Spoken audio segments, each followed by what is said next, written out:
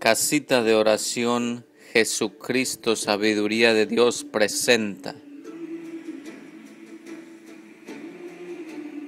la catequesis de Elane, apostolado de la nueva evangelización. Quedan en manos de Jesucristo, Sabiduría de Dios, y la Santísima Virgen María.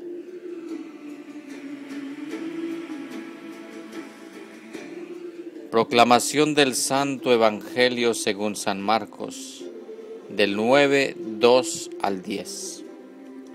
6 días después, Jesús tomó consigo a Pedro, a Santiago y a Juan, y los llevó a ellos solos a un monte alto. A la vista de ellos su aspecto cambió completamente.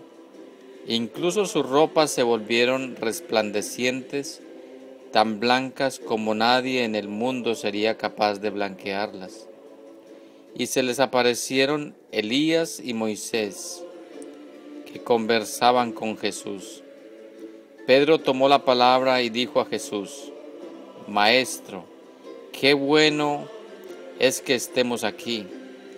Levantemos 3 chozas, una para ti, otra para Moisés y otra para Elías. En realidad no sabía lo que decía porque estaban aterrados.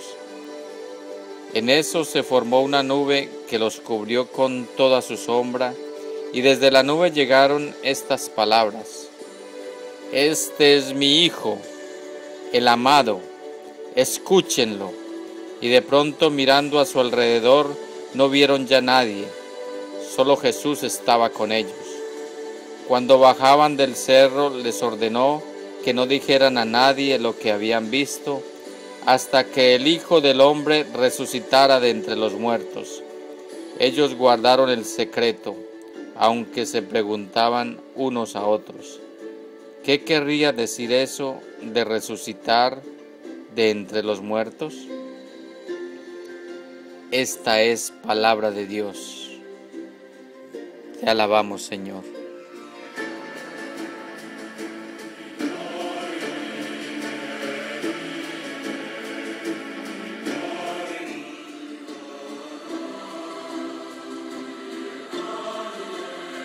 Referencias para la mejor comprensión del Evangelio. San Marcos nos cuenta que Jesús estaba conversando con sus discípulos y que les dijo: primero, que de nada le sirve al hombre ganar el mundo entero si pierde su alma, pues no podría después dar nada a cambio para rescatarla. Luego agregaba: yo les aseguro que si alguno se avergüenza de mí y de mis palabras en medio de esta generación adúltera y pecadora, también el Hijo del Hombre se avergonzará de él cuando venga con la gloria de su Padre, rodeado de sus santos ángeles. Finalmente les dijo: algunos de los que están aquí presentes no conocerán la muerte sin que ya hayan visto el reino de Dios viniendo con poder. A los 6 días de haberles dicho todo aquello, tomó con él a Pedro, a Santiago y a Juan y les pidió que los acompañaran al monte. Cuando vemos, el mensaje que nos trae esta trama es, ante todo, una invitación directa a la conversión radical. Nos dice, por un lado, que el mundo puede darnos de todo, pero el que realmente nos salva es solo Jesucristo. Luego te dice que si tú te avergüenzas de Jesús, Él te reconocerá cuando más lo necesites, es decir, a la hora de tu juicio. Cabría preguntarse aquí qué quiere decir esto de avergonzarse o no avergonzarse de Jesús. A continuación volveremos sobre este asunto, porque tenemos bastante para pensar al respecto. Por último, está el anuncio de Jesús sobre la próxima manifestación de su poder y gloria. Algunos de ustedes lo verán en esta vida. Les dice, refiriéndose seguramente a lo que Pedro, Santiago y Juan presenciaron 6 días después en lo que nos relata el Evangelio de hoy, que es la transfiguración. El mensaje sintético, resumido de la transfiguración de Cristo, está en la boca de Dios Padre, cuando dice: "Este es mi Hijo amado, escúchenlo". Por eso es que nos ha parecido oportuno incluir en nuestra reflexión todos estos datos de contexto que acabamos de mencionar. Ahora, ¿qué es lo que en el fondo nos invita a hacer el Padre? ¿Qué quiere decir, pues, escuchar a Jesús? Según el diccionario de la Real Academia Española, la palabra escuchar significa prestar atención a lo que se oye. Máxima atención a cada detalle de lo que se oye. Como voluntad debemos saber la atención que es un acto volitivo, es decir, que depende directamente de nuestra voluntad, por lo que requiere de una decisión previa y de un esfuerzo consciente y tenaz. Casi todos queremos ser escuchados y probablemente este sea un signo de que quizás casi nadie sepa escuchar. Escuchar supone callarse, donar tiempo, aguardar, acoger, querer entender, preguntar, sugerir y de nuevo callarse. Por eso escuchar es equiparable a un arte de exquisita belleza o a un ejercicio de considerable pericia y esfuerzo. Decíamos que para comprender lo que se escucha es necesario prestar atención. Uno de los ejercicios más convenientes es tomar clara conciencia de lo que vamos a oír, de cómo esto se relaciona con nosotros, con lo que ya sabemos y con lo que podremos necesitar más adelante. Escuchar a Jesús, comprender, asimilar y tratar por todos los medios de practicar su palabra es lo que nos pide en el Evangelio de hoy nada menos que Dios Padre. De hecho, ese es el fundamento y el punto de partida de la fe cristiana. Después vendrá todo lo demás: las enseñanzas del catecismo, los dogmas de la Iglesia, las reflexiones teológicas y aún las obras de caridad o de servicio a los más necesitados. Y allí está la relación que veíamos entre lo que nos dice el Evangelio de hoy y su contexto en concreto. Esto que hablaba Jesús 6 días antes acerca de quienes se avergüenzan de él. Quien sabe escucharlo está permanentemente atento a la voluntad de Dios, que se manifiesta en primerísimo lugar a través de su palabra, pero también por medio de los acontecimientos y de los consejos que recibimos de las peticiones que nos formulan nuestros hermanos en el apostolado y muy especialmente nuestras autoridades. Si estás decidido a seguir a Cristo, presta mucha atención al ángel de luz, que no tardará en acosarte, pues sabiendo el demonio que tú quieres ser de Dios, no se te presentará para tentarte con cosas baratas y evidentes, sino que tratará de confundirte, haciéndote pasar por bueno lo que en realidad no lo es.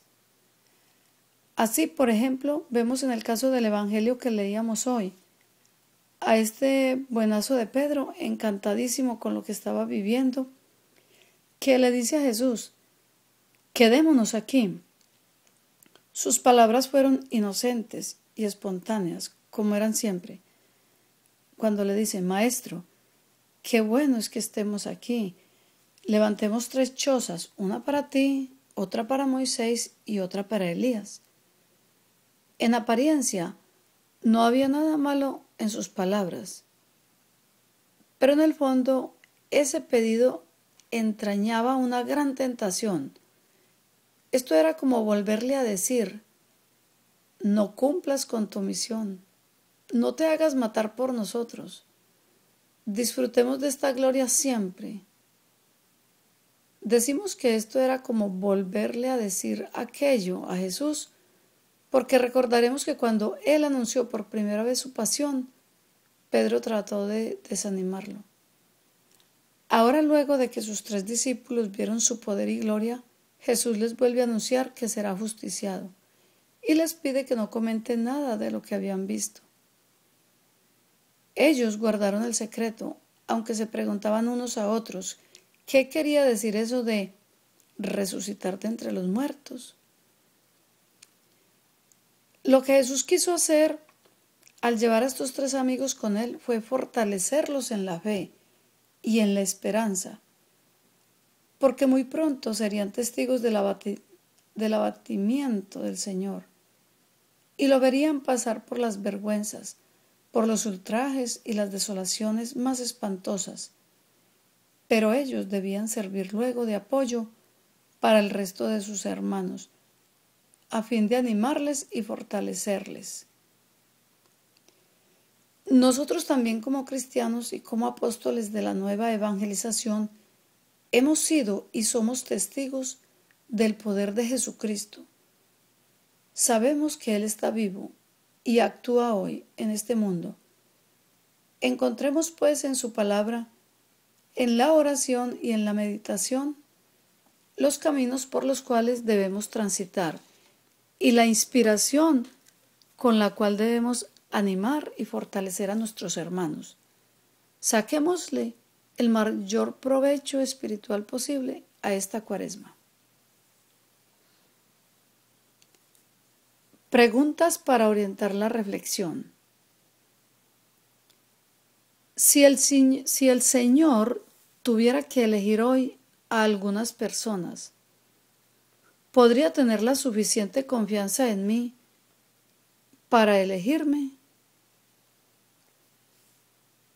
Me esfuerzo por dar un buen testimonio y verme agradable a los ojos de Dios. ¿Qué cosas tendría que cambiar en mi vida para poder estar entre Pedro, Santiago y Juan? ¿Estoy cumpliendo debidamente con mis deberes apostólicos? ¿Soy consciente de que los regalos espirituales que me concede el Señor en una Eucaristía vivida intensamente, en una hora santa, en un rosario rezado con devoción, deben estimularme a un mayor sacrificio para que mi labor apostólica pueda dar abundante fruto? Concordancias del Evangelio con el Catecismo de la Iglesia Católica. El canon 444 nos recuerda que los evangelios narran en 2 momentos solemnes el bautismo y la transfiguración de Cristo, que la voz del Padre lo designa como su Hijo amado. Jesús se designa a sí mismo como el Hijo único de Dios. Y en el canon 555 podemos ver que por un instante Jesús muestra su gloria divina, confirmando así la confesión de Pedro. Muestra también que para entrar en su gloria es necesario pasar por la cruz en Jerusalén. Y en el canon 556 se nos recuerda que la transfiguración nos concede una visión anticipada de la gloriosa venida de Cristo, el cual transfigurará este miserable cuerpo nuestro en un cuerpo glorioso como el suyo. Pero ella nos recuerda también que es necesario que pasemos por muchas tribulaciones para entrar en el reino de Dios. Y reflexionando con la Gran Cruzada, nuestro Señor Jesucristo nos dice: mi Padre quiso que en mi transfiguración estuviesen presentes 3 discípulos míos, entre ellos Pedro, y lo quiso para que fuesen mis testigos y no olvidaran que antes del oprobio fue el esplendor el que se manifestó en mí. Así dejé a los míos el recuerdo de majestad, pero que debía servir para confirmación de mi obra divina de salvación. En este mes Estamos estudiando y practicando la virtud del sacrificio. Y el Canon 618 nos dice acerca del sacrificio. La cruz es el único sacrificio de Cristo, único mediador entre Dios y los hombres. Pero porque en su persona divina encarnada se ha unido en cierto modo con todo hombre, Él ofrece a todos la posibilidad de que, en la forma de Dios solo conocida, se asocien a este misterio pascual. Él llama a sus discípulos a tomar su cruz y a seguirle, porque Él sufrió por nosotros dejándonos ejemplo para que sigamos sus huellas. Él quiere en efecto asociar a su sacrificio redentor a aquellos mismos que son sus primeros beneficiarios.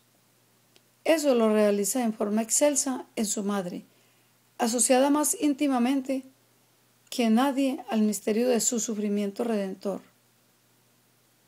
Y como decía Santa Rosa de Lima, fuera de la cruz no hay otra escala por donde subir al cielo. Y la Gran Cruzada nos dice al respecto: permanezcan en oración y vigilias una vez al mes. Yo sé que es un sacrificio para ustedes, pero necesito sacrificios. Acudan constantemente al altar donde está expuesta mi divina presencia. No confíen en sus propios pensamientos, ni lo que oigan sus oídos, ni lo que sus ojos ven del mundo. Solamente confíen en mi palabra, en las advertencias de mi madre y en los dones del Espíritu Santo. Los propósitos semanales para esta semana son con el Evangelio. Haré todo lo posible para construir cada día en mi vida el reino de Dios. Estamos invitados a construir el reino de Dios. Y con la virtud del mes, que es el sacrificio, buscaré cada día el tiempo necesario para hacer oración de adoración y alabanza a Dios, aún en medio de mi trabajo diario. Hermanos y hermanas, hasta aquí la casita de oración. Que la Virgen María nos ilumine con su manto de amor y de paz, y nuestro Señor Jesucristo nos selle con su sangre preciosa. Recibimos su santa bendición en el nombre del Padre, del Hijo y del Espíritu Santo. Amén.